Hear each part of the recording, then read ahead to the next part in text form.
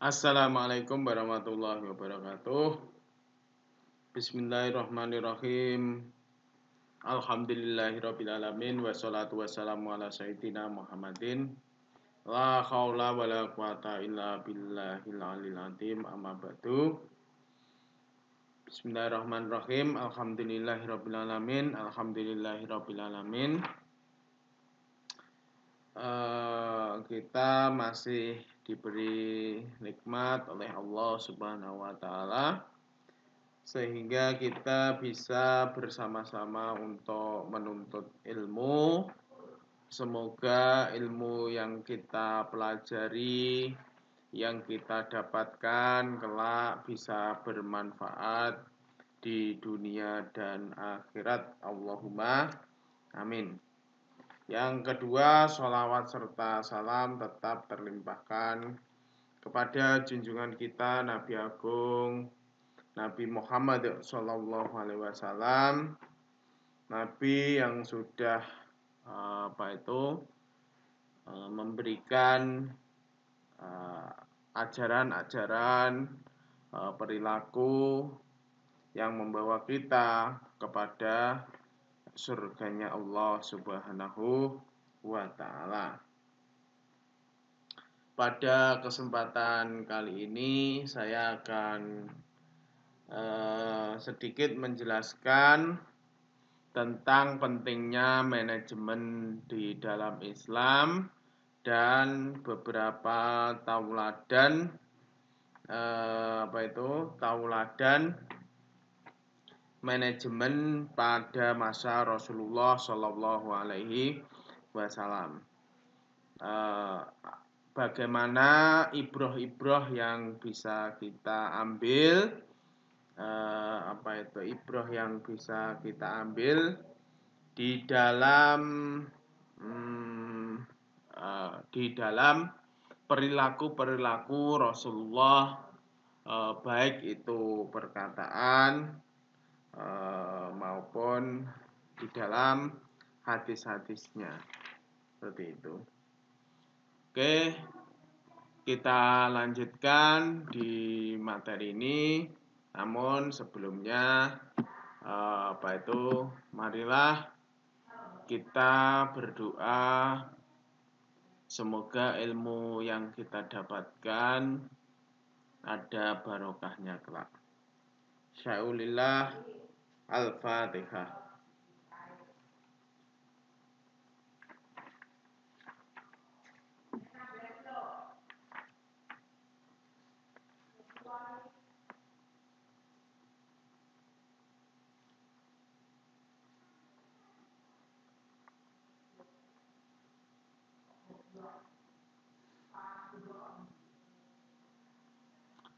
Manajemen berorientasi syariah Islam. Ada manajemen yang berorientasi Islam itu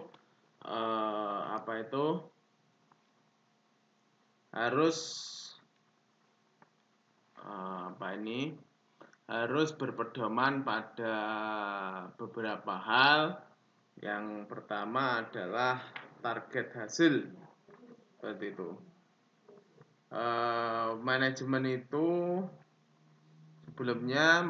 itu mempengaruhi hal yang penting yang mempengaruhi hampir seluruh aspek kehidupan.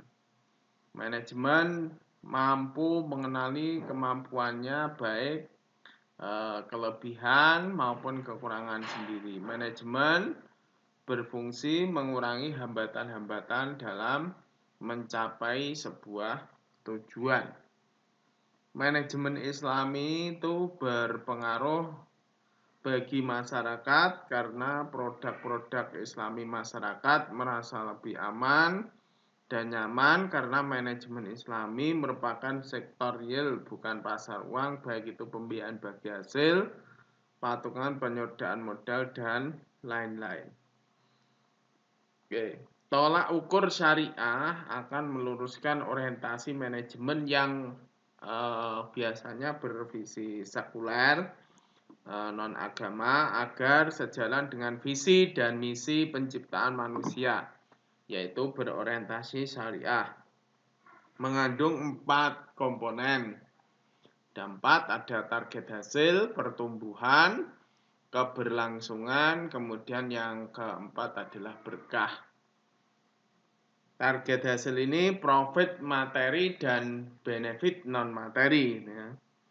Tujuan perusahaan atau organisasi tidak hanya untuk mencari profit, ya, qiyamah madiyah atau nilai materi setinggi-tingginya, tetapi juga harus dapat memperoleh dan memberikan benefit keuntungan manfaat non materi kepada internal organisasi perusahaan dan eksternal lingkungan, seperti terciptanya suasana persaudaraan, kepedulian sosial, dan sebagainya. Benefit ini tidak semata memberikan manfaat kebendaan gitu kan. Tujuan suatu amal perbuatan tidak hanya berorientasi kepada materi itu tadi. Ada orientasi lainnya, qiyamah insaniyah, nilai kemanusiaan, qimah khuluqiyah, nilai akhlak, dan ruhiyah, nilai kerohanian.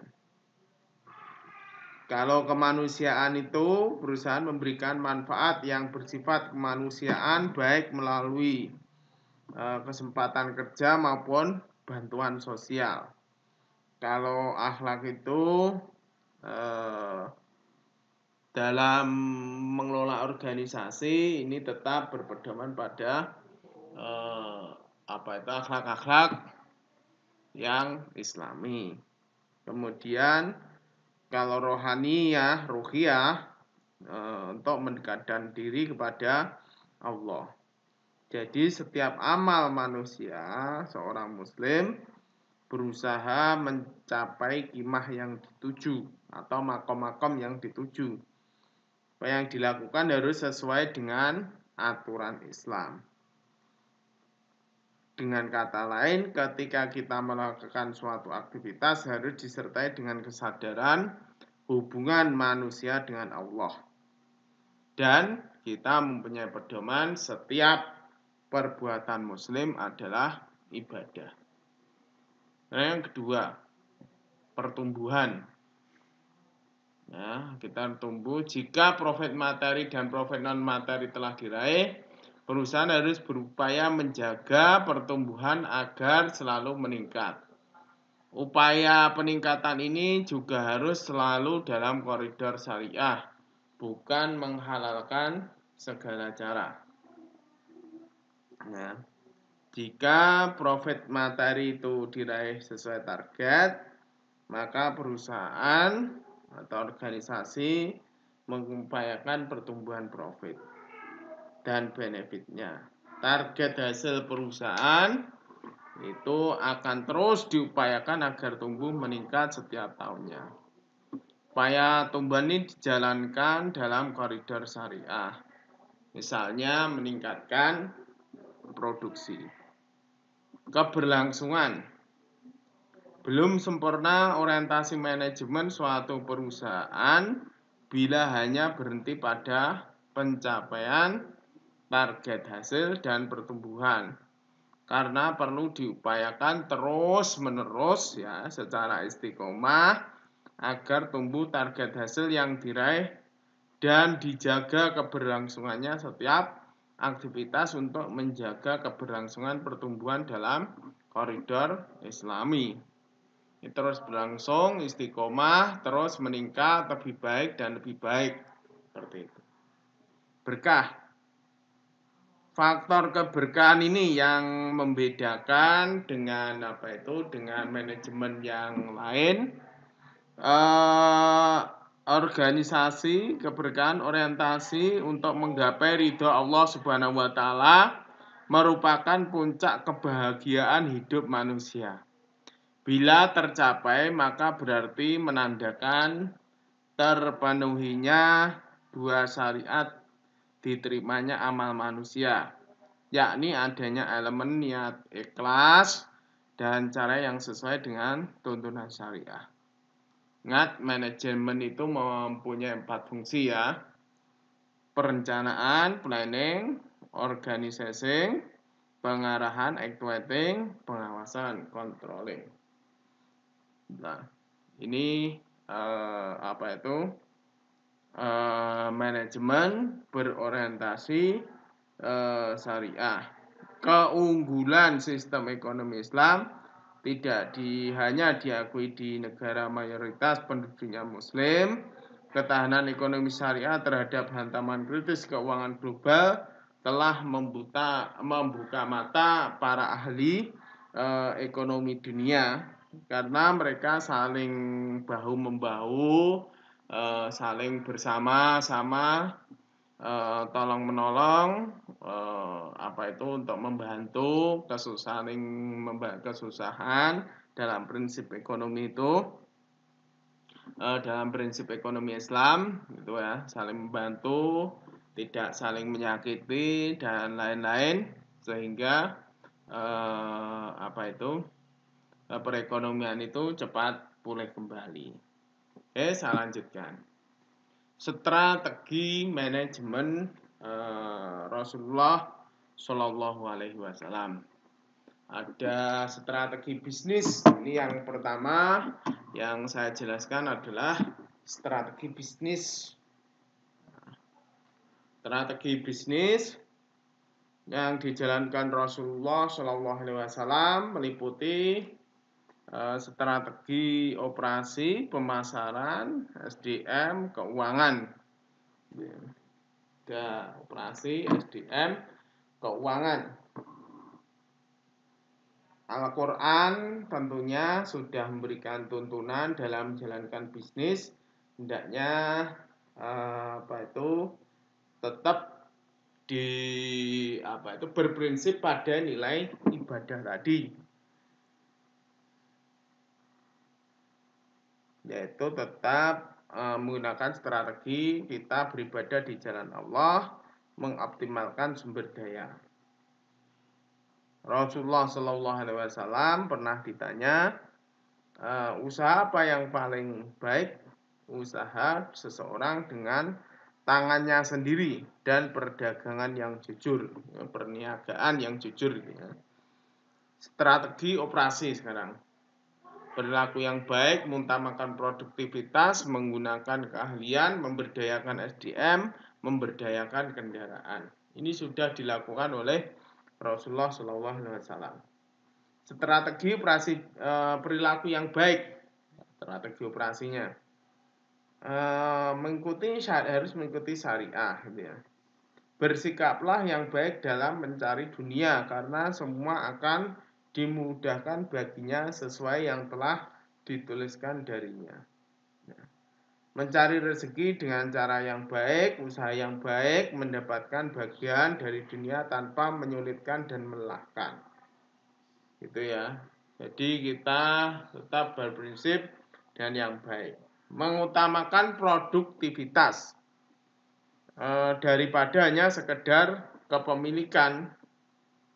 Ada satu hadis yang diriwayatkan, barang siapa memiliki tanah, maka tanamilah atau supaya ditanami oleh saudaranya, dan janganlah dia menyewakan.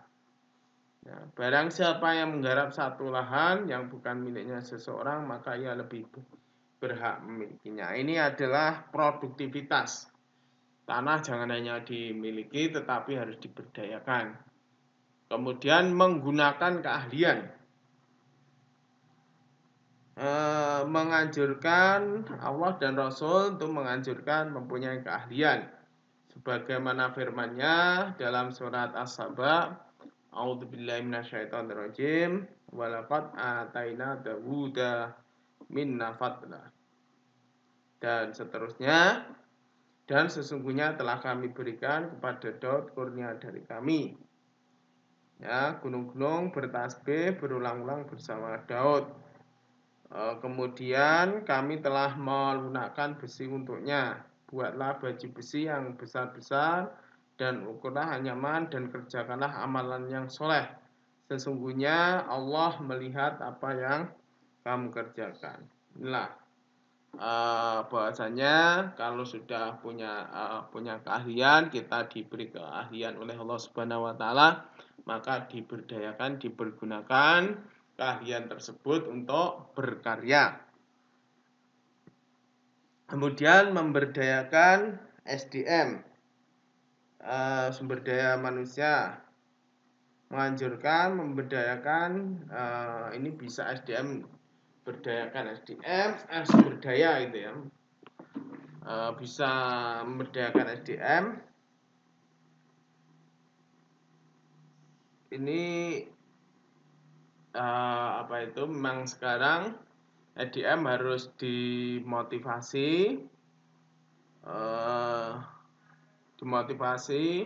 untuk terus mengembangkan dirinya agar berdaya. Itu dalam hal pendidikan, orang tua itu diberi arahan bahwasanya didiklah anakmu sesuai zamannya. Itu adalah salah satu cerminan bahwasanya Nabi Muhammad menghendaki bahwasanya ada pemberdayaan SDM. Memberdayakan kendaraan, kalau dulu pada masa Rasulullah jelas itu adalah unta. Ini digunakan transportasi utama dan membawa dagangan ke berbagai pasar yang sulit dicapai hanya dengan berjalan kaki. Rasulullah itu pernah berbisnis ke Busra, Sam, Bahrain gitu ya. Ketika pulang itu untanya itu ada salah satu cerita itu untanya itu sampai kelelahan karena membawa dagangan Rasulullah yang banyak. Kemudian strategi SDM, rekrutmen yang bermutu, pengembangan SDM, penilaian kinerja SDM, kompensasi perlakuan terhadap SDM. Ini kalau rekrutmen jelas kita harus memperhatikan prinsip the right man in the right place. Jangan sampai ada KKN, korupsi, kolusi maupun nepotisme. Tidak boleh, dan SDM itu harus kompeten yang direkrut sekarang. Harus memenuhi kebutuhan sehingga perusahaan nanti juga tidak bingung lagi karena sudah ada SDM tetapi SDM-nya tidak bermutu. Ini kan tidak berdaya guna nanti. Baiknya ketika rekrutmen itu harus benar-benar yang bermutu, mengevaluasi maupun panitianya, pengujinya itu pun juga harus bermutu sehingga SDM yang didapatkan ketika proses rekrutmen itu bagus ya. Kemudian pengembangan SDM. Pengembangan SDM ini harus memang dilakukan untuk meningkatkan kinerja baik masa sekarang maupun datang. Kita harus, ini memang pengembangan ini wajib gitu ya. Zaman yang terus bergerak, yang terus melakukan perubahan-perubahan, itu banyak perubahan secara cepat. Sekarang sudah industri 4.0, society 5.0, apalagi seperti ini. Perusahaan harus melakukan sebuah pengembangan dalam SDM, pelatihan sehingga SDM ini bisa berkembang. Oke ya. Selanjutnya adalah penilaian kinerja SDM. Penilaian itu penting, evaluasi ini sudah prinsipnya manajemen ya. Itu dari perencanaan, kemudian evaluating, controlling penting. Ini adalah sebuah feedback bagi manajer atau bagi perusahaan. Kita punya SDM tetapi tidak pernah dinilai, ya nanti kapan majunya. Apakah SDM yang kita punya, yang perusahaan itu sudah mempunyai itu, mampu melaksanakan tugasnya dengan baik. Oke. Kalau ini harus dievaluasi dengan dengan sebaik-baiknya, dengan semaksimal mungkin, sehingga memberikan feedback kepada perusahaan. Bila SDM-nya kurang bagus, maka harus dilakukan ini kembali lagi kepada pengembangan. Kalau SDM-nya memang kurang, jadi harus dilakukan rekrutmen. Apakah dengan SDM sudah dikembangkan, ada penelitian, kembalinya penilaian. Apakah kita perlu melakukan rekrutmen, apakah kita perlu melakukan pengembangan SDM, ya di penilaian ini. Kalau memang perusahaan sesuai visi misinya tidak bisa semaksimal mungkin, ada apa di SDM ini? Apakah alatnya, apakah di manajemen itu ada, apakah keuangannya? Kompensasi juga penting. Ini biasanya memang ada, gitu ya, memang ada ini. Biasanya di hari raya itu ya kompensasi hari raya. Kemudian kalau pegawai negeri ada gaji 13, ada gaji 14, ada kalau guru ada tunjangan sertifikasi guru, sertifikasi dosen, seperti itu. Dan lain-lain kompensasi. Mungkin kalau kompensasinya juga bisa nanti berbentuk promosi jabatan, seperti itu kan. Perlakuan terhadap SDM. Ini yang pelayanan sekarang, pelayanan SDM pimpinan. Kalau dulu memang dulu itu kayak diktator, tapi sekarang adalah pemimpin berbasis pelayanan seperti yang sudah saya sampaikan tuh. Pimpinan perusahaan juga melakukan perlakuan terhadap SDM. Bagaimana perlakuannya sekarang? Sekarang misal kita membutuhkan ada BPJS Kesehatan, ada BPJS Ketenaga Kerjaan. Bagaimana kenyamanan di sebuah perusahaan itu ada, sehingga SDM yang bekerja di sebuah perusahaan itu merasakan kenyamanan di sebuah perusahaan, merasakan sebuah keselamatan, tidak ragu-ragu lagi gitu ya di sebuah perusahaan, sehingga mereka bisa bekerja secara maksimal. Nah, perlakuan yang harus dilakukan. Sekarang selanjutnya adalah strategi keuangan Rasulullah Shallallahu Alaihi Wasallam. Ini yang banyak nanti ke depan Anda akan mempelajari. Ada prinsip bagi hasil, mudharabah, musyaroah ya. Bagi hasil itu ada musyarakah, nanti syirkah gitu ya, bekerja sama, mudharabah, kemudian apa lagi ya contohnya, musyarakah, mudharabah, kemudian itu yang bagi hasil yang ada musyaroah, musyaroah kerjasama bagi tanah yang subur gitu, bagi hasil yang sekarang lagi gencar-gencarnya karena Anda baru masuk ini di perbankan syariah. Nah, bedanya kita dengan perbankan konvensional gitu kan, kita pakai prinsip bagi hasil bukan bunga. Ada musakoh, kerjasama antara orang yang memiliki tanah, ditanami pohon, menghasilkan buah-buahan. Imbalannya adalah memelihara tersebut mendapatkan imbalan sesuai kesepakatan dari hasil panen. Musakoh. Kemudian kalau ada prinsip jual beli, murabahah,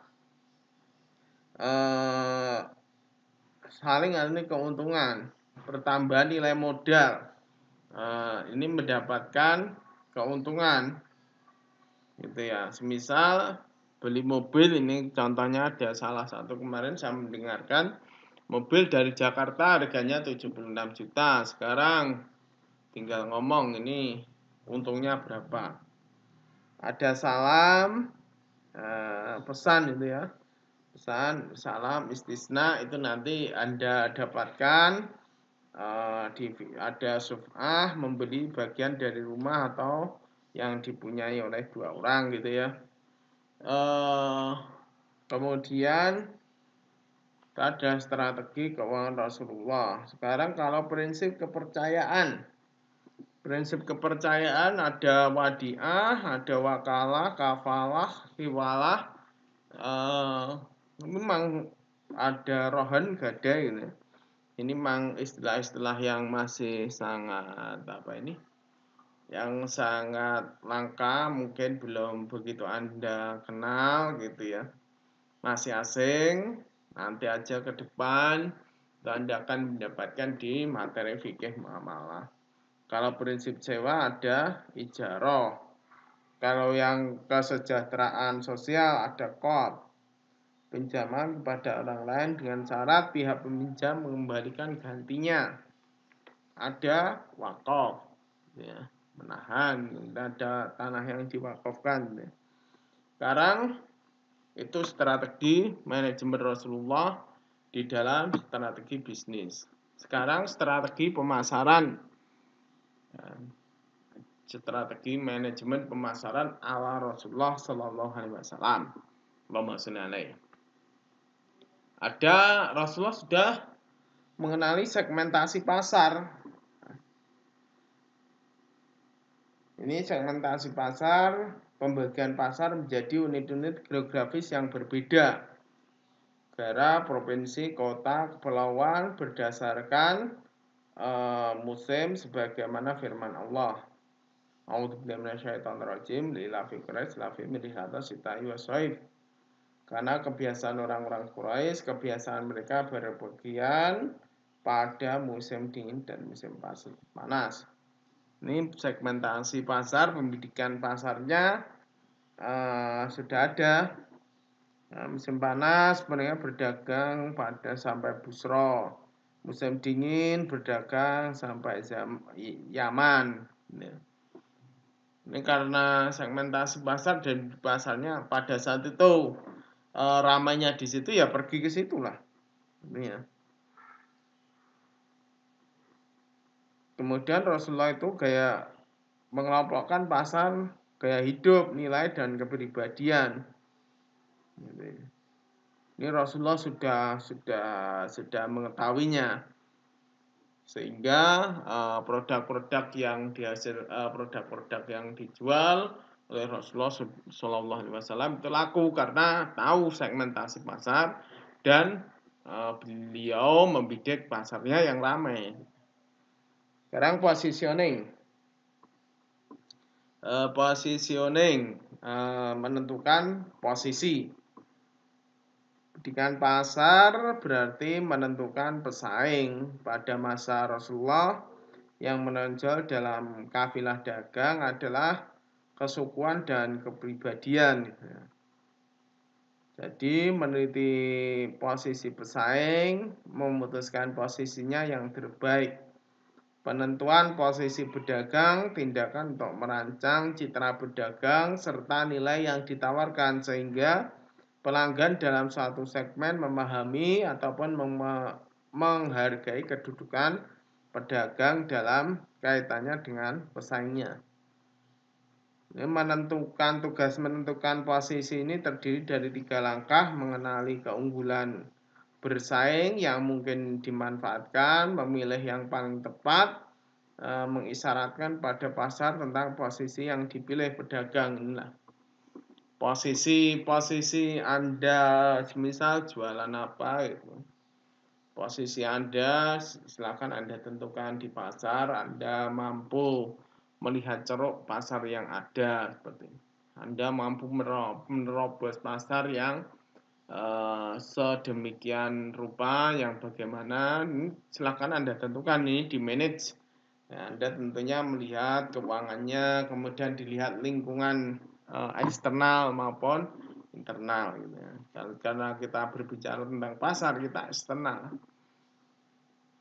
Pasarnya ini kira-kira dengan kondisi perusahaan, kondisi organisasi Anda, ini saya mampu menembus pasar yang bagaimana. Nah, yang namanya posisi. Strategi produk. Dari sini sekarang produk, inovasi produk sekarang sangat cepat gitu ya. Kita harus belajar, berinovasi, berkreasi agar produk yang kita pasarkan itu laku di pasaran. Contoh yang jelas dulu bagaimana handphone Nokia, persaingan handphone Nokia dan Samsung. Yang menguasai dulu adalah Nokia, sekarang Samsung. Nokia mengambil Windows Phone, Samsung mengambil Android. Dan akhirnya yang laku di pasaran adalah Android, Windows Phone tidak laku di pasaran. Ini kita harus mengenali pasar, keinginan pasar itu apa. Sekarang penetapan strategi menetapkan harga. Harga yang digunakan Nabi Muhammad berdasarkan prinsip suka sama suka. Ya. Ini tidak saling menyakiti, ya. Saling menyakiti, tidak ada yang tersakiti, sama-sama suka sama suka. Ridho ya, saling meridhoi itu ya. Ditetapkan harga seperti itu tadi, harganya dari sana sekian, saya dapat sekian, Anda dapatkan fasilitas seperti ini yang sudah saya contohkan di mobil tadi. Tetapkan harganya. Ya. Lanjut adalah strategi tempat. Nabi Muhammad SAW berjual beli di pasar. Ya, janganlah kamu menjual, menyaingi harga jual orang lain. Dan janganlah kamu menyongsong membeli barang dagangan sebelum dibawa ke pasar. Ya, pada masa Rasulullah, orang banyak membeli makanan dari rombongan orang-orang berkendaraan. Nabi Muhammad SAW mengirim utusan kepada mereka supaya melarang mereka menjual makanan di tempat mereka beli, sehingga mereka dipindahkan ke tempat menjual makanan. Nah, tidak boleh menyaingi harga gitu ya. Kapan yang disaingi misal apa? Mungkin dalam hal pelayanan, kalau harga sama, ojek harga 5.000 ya 5.000 saja. Tinggal apa yang Anda unggulkan dari strategi tempat ini. Mungkin tempat Anda lebih bersih seperti itu, lebih higienis, sehingga tidak ada lalat-lalat di situ, semisal seperti itu. Ada cuci tangannya, itu adalah strategi tempat. Kemudian strategi promosi. Promosi yang dilakukan Rasulullah SAW lebih menekankan pada hubungan dengan pelanggan, meliputi penampilan menawan, membangun relasi, mengutamakan keberkahan, memahami pelanggan, mendapatkan kepercayaan, memberikan pelayanan yang hebat, berkomunikasi, menjalin hubungan yang bersifat pribadi, tanggap terhadap permasalahan, menciptakan perasaan satu komunitas, berintegrasi, menciptakan keterlibatan, dan menawarkan pilihan. Nah, penampilan Rasulullah SAW itu menawan, wajahnya tampan, ceria, murah senyum gitu ya, sehingga kalau sekarang murah salam, sapa, gitu. Salam, sapa, senyum itu sudah menjadi sebuah keniscayaan, sebuah kewajiban dalam hal pelayanan. Menawan, bangun relasi. Sekarang network juga penting. Network, semakin banyak networknya, jaringan kerjanya, maka semakin luas pula bisnisnya. Bangun relasi ya teman gitu. Mengutamakan keberkahan yang sudah saya terangkan tadi, memahami pelanggan. Kadang kalau sekarang ya ada survei pelanggan seperti itu kan. kita memahami pelanggan yang ada, pelanggan itu keinginan apa, kita evaluasi juga, ini perlu evaluasi, pelanggan itu dievaluasi, kira-kira sekarang keinginan pasar itu apa. Jangan sampai kalau produk Anda sudah bagus, produknya sudah bagus, harga Anda bagus, tempat Anda bagus, kemudian Anda tidak pernah melakukan survei terhadap pelanggan. Ya, ingat pelanggan itu tidak pernah puas, gitu ya. Mereka tetap punya keinginan dan keinginan. Kita harus kalau Anda sudah mempunyai produk, terus seperti itu, berkomunikasi dengan pelanggan pula.